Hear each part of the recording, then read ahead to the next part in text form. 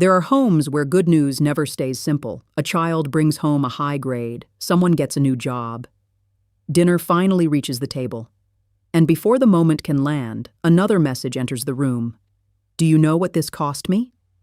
The care may be real, the effort may be real, but the gift arrives with an invisible invoice. One person lists every sacrifice behind the meal, the ride, the rent, or the opportunity. Attention leaves the good news and moves toward the mood. Instead of feeling the moment, everyone starts managing the room. Then a bowl breaks. What could have been "get a towel" becomes "you never respect anything." A small accident is promoted into character evidence. This is not a story about income. It is not a verdict on one tired parent, one difficult evening, or one sharp sentence. The important question is whether the emotional weather keeps becoming a household rule.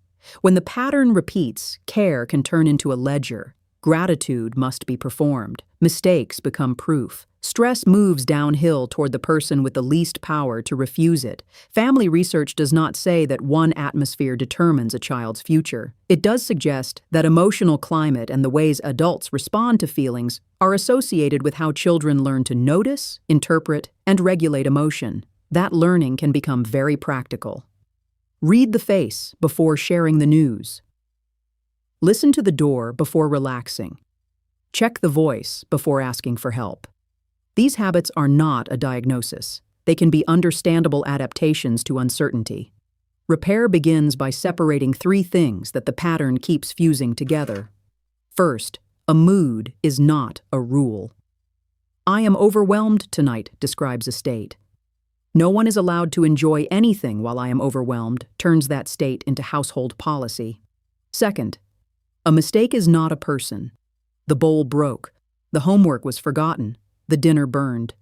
Describe what happened, contain the consequence, and keep the person's identity out of the wreckage.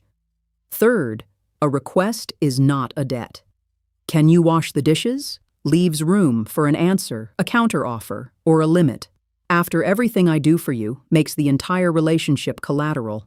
A steadier repair can be surprisingly plain. Name the present need instead of opening the historical ledger. Make the request directly. Keep correction proportional to the event. If stress spills over, return and repair it where everyone can see. The bowl broke.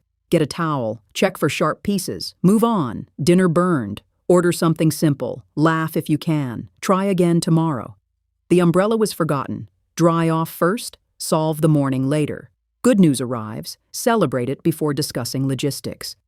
An emotionally steady home is not a home where nobody gets angry, worried, tired, or disappointed. It is a home where those feelings do not automatically become everyone else's assignment. Care stays care. A request stays a request. And a person remains larger than the moment that went wrong. Good news should not need a weather report before it can be felt.